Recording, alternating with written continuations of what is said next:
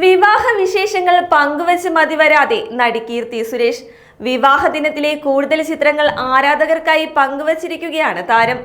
തമിഴ് ശൈലിയിൽ മടിസാരി അണിഞ്ഞുള്ള ചിത്രങ്ങളും അമ്മ മേനകയുടെ വിവാഹ സാരി ധരിച്ചുള്ള ചിത്രങ്ങളുമാണ് താരം ഇപ്പോൾ പങ്കുവച്ചിരിക്കുന്നത്.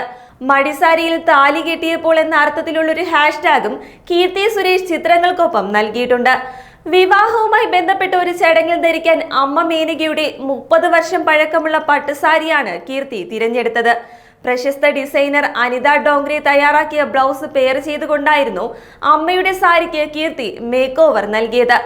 മേനക പണ്ട് വധുവായി ഒരുങ്ങി നിൽക്കുന്ന ചിത്രവും അതേ സാരി കീർത്തി സുരേഷ് ഉടുത്തു നിൽക്കുന്ന ചിത്രവും താരം പങ്കുവച്ചിട്ടുണ്ട്.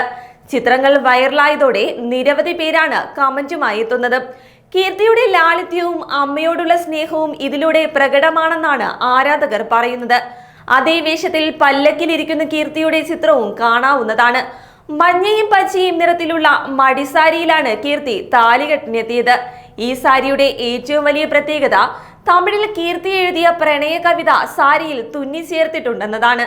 405 മണിക്കൂർ എടുത്താണ് ഈ വിവാഹ സാരി നെയ്തെടുത്തത്. ആ കവിതയും കീർത്തി ആരാധകർക്കായി കുറിച്ചിട്ടുണ്ട്.